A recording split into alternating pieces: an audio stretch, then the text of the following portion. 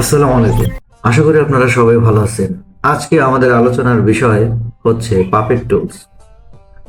Puppet tools আসলে puppet rap টুলসটা আসলে অনেক মজাদার একটি টুলস। এই টুলস দিয়ে আপনি আপনার এক্সিস্টিং ডিজাইনকে অনেক সুন্দরভাবে মডিফাই করতে পারবেন। আপনার যদি কোনো শেপকে মডিফাই করার দরকার হয়, একটু বাঁকা, একটু সোজা, একটু ঢেউ আকারের যদি করার ইচ্ছা হয়, তখন আপনি এই পাপেট র্যাপ টুলটি ব্যবহার করে আপনি এই কাজটা খুব সহজে করতে পারবেন। তাহলে চলুন আমরা দেখি আসলে পাপেট টুলটি কোথায় আছে। এই যে আমার যে টুল মেনু বারটি আছে, এই যে এখানে দেখতে পাচ্ছেন যে দুটি টুলস আছে, ফ্রি ট্রান্সফর্ম টুল, সাথে আরেকটি আছে পাপেট টুল। এই দ্বিতীয় নম্বর টুলটি নিয়ে আজকে আমি আলোচনা করব। প্রথমেই বলে নেই যে আমি এখানে আসলে একটি ক্যারেক্টার এনে রেখেছি আপনাদেরকে বোঝানোর জন্য। প্রথমে আমি আপনাদেরকে দেখাবো টুলটি কিভাবে কাজ করে, অর্থাৎ আমাদের বেসিক কিভাবে কাজ করতে হয়। বেসিক কিভাবে কাজ করতে হয় সেটা যদি আমরা প্রথমে না দেখি, তাহলে আমরা এই ক্যারেক্টারের উপরে কোনো কিছু যদি মডিফাই করে আপনাদেরকে দেখাই, তাহলে আপনাদের বোঝা একটু কষ্টসাধ্য হবে।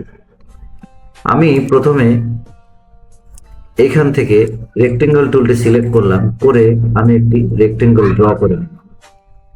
এখান থেকে আপনি চাইলে আপনি যে কোনো একটি কালার দিয়ে প্র্যাকটিস করতে পারেন। আমি এই কালারটিকে সিলেক্ট করে নিলাম। নেয়ার পরে দেখুন, সিলেকশন টুল দিয়ে আমি যখন এটাকে সিলেক্ট করলাম, তখন কিন্তু আমার এই রেক্টেঙ্গলের উপরে কোনো কিছু দেখাচ্ছে না, কারণ এখন আমি আছি সিলেকশন টুলের মধ্যে। এখন যদি আমি পাপেট টুলটি সিলেক্ট করি, এই যে পাপেট র্যাপ টুলটি সিলেক্ট করি, আমি এই টুলটিকে আমি বাইরে নিয়ে আসি। এই যে এটা হচ্ছে আমার কলমের মতো, এটা হচ্ছে আমার পাপেট টুল। এটাকে সিলেক্ট করি, করার সাথে সাথে দেখুন সে আমাকে বিভিন্ন শেপ দেখাচ্ছে এবং তিনটা পয়েন্ট সে আমাকে একই রকম দেখাচ্ছে, আর একটা পয়েন্ট অন্যরকম দেখাচ্ছে। এই যে দেখুন, আমি যদি এইখানে মাউসটা নেই, তখন কিন্তু আমার মাউসটা একরকম দেখাচ্ছে, আবার যদি এইখানে নেই তাহলে কিন্তু আর একরকম দেখাচ্ছে। এই মাউসটি এইরকম থাকার অর্থ হচ্ছে আমি এই শেপটাকে রোটেট করাতে পারবো আমার সুবিধা মতো। এই যে আমি যে এইখানে যে ভিন্ন রকম একটি সার্কেল দেখতে পাচ্ছি, ড্যাশ ড্যাশ চেহারার মতো আর কি, এটা মানে হচ্ছে আমি পাপেট টুল দিয়ে আমি এই কর্নারে সিলেক্ট করে আছি। এখন যদি আমি এই পাপেট টুলটাকে এখান থেকে সিলেকশনটাকে আমি ডিলিট করে দিতে চাই, আমি এটাকে সিলেক্ট করব, করে আমি কিবোর্ড থেকে ব্যাক স্পেস প্রেস করলে সেটা চলে যাবে। তার মানে এখন আমার কোনো সিলেকশন নেই। আমি এটাও সিলেক্ট করে নিলাম, আমার এটাকে আমি রিমুভ করে দিলাম। এই যে রিমুভ করে দিলাম। আমি প্রথমে আমার কোনো পাপেট রাখতে চাচ্ছি না। এখন আমি যদি এটাকে আবার সিলেক্ট করি, দেওয়ার পরে আমি যদি আবার ক্লিক করি, তাহলে দেখুন চারপাশে আমার চারটা পয়েন্ট চলে এসেছে। এখন আমি যদি চাই যে আমার এই কর্নারটাকে একটু মডিফাই করব, তখন আপনি এই যে পয়েন্টটি আছে এইটা ধরে আপনি আপ ডাউন করতে পারবেন। এই যে এটাকে ধরে আপনি আপ ডাউন করতে পারবেন। এই যে এই যে এই যে অনেক ক্ষেত্রে কিন্তু আমাদের এরকম ডিজাইনের দরকার হয়। আমি দেখুন একটা জিনিস খেয়াল করুন যে আমি কিন্তু আমার একটি পয়েন্ট সিলেক্ট করেছি, বাকি তিনটি পয়েন্ট কিন্তু স্টিল কোনো মুভ করছে না। আমি কিন্তু একটা পয়েন্টটাকে মুভ করাতে পারছি খুব সহজভাবে। এখন আমি যদি এটাকে ছেড়ে দিই, ছেড়ে দেওয়ার পরে আমি চাচ্ছি যে আমার দুইটা পয়েন্ট কিংবা তিনটা পয়েন্ট, আপনাদের আরো প্রয়োজন হতে পারে যে 8, 10, 15, 20টা পয়েন্ট আমি একই সাথে মুভ করাবো এবং শেপটাকে একই সাথে রোটেট করাবো।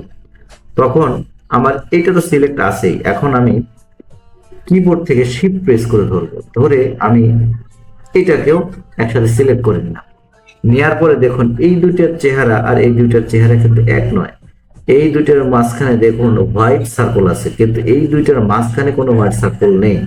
তার মানে আপনার এই দুইটা সিলেক্ট অবস্থায় আছে, এই দুইটা সিলেক্ট অবস্থায় নেই।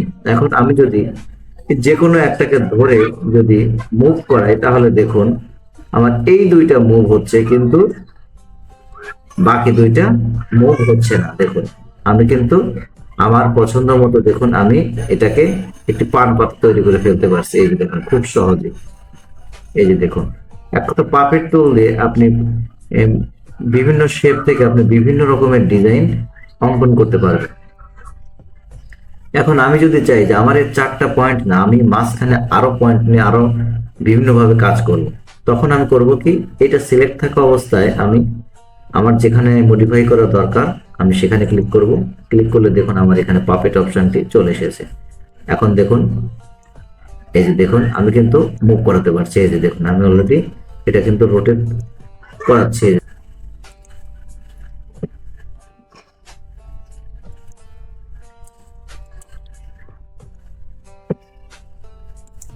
তো এই ছিল আমাদের আসলে টুলসটি কিভাবে কাজ করে, এটার হচ্ছে একটি বেসিক আইডিয়া। এখন উপরে যে দেখুন সিলেক্ট অল পয়েন্টস, আমি যদি এটা সিলেক্ট অল পয়েন্টস এখানে সিলেক্ট করি টপ মেনু বার থেকে, তাহলে কিন্তু আমার সবগুলো পয়েন্টে সিলেক্ট হয়ে যাবে। যেহেতু আমাদের সবগুলো পয়েন্ট নিয়ে কাজ করার প্রয়োজন, কখনো কখনো পড়বে কখনো কখনো পড়বে না, সেহেতু আমরা এখানে ম্যানুয়ালি সিলেক্ট করে নিতে পারি। আর যদি আপনার সবগুলো পয়েন্ট দরকার হয় সেক্ষেত্রে আপনি এভাবে সিলেক্ট অল পিনস দিয়ে দিতে পারেন।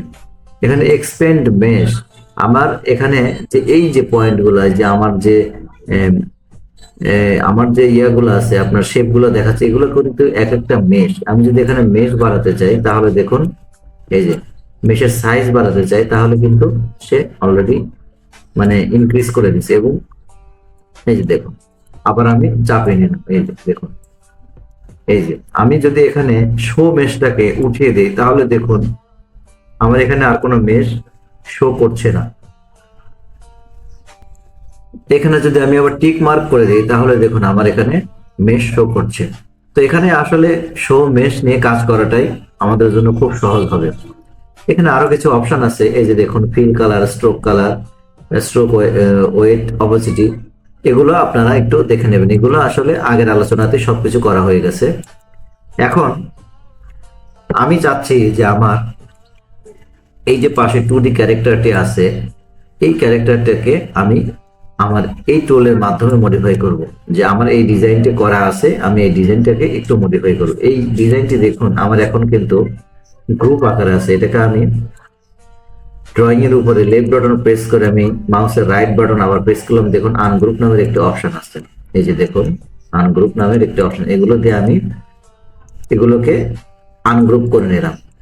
এই যে আমি এখন ইমেজটাকে যদি জুম করি কন্ট্রোল প্লাস চেপে কিবোর্ড থেকে, আমি চাচ্ছি যে আমার এই যে নোজের যে পয়েন্টটা এটাকে আমি একটু মডিফাই করব। তখন আমি করব কি, এটা সিলেক্ট করার পর এই যে দেখুন আমার এটা কিন্তু অলরেডি একটা পিন তারা সিলেক্ট করে দিয়েছে।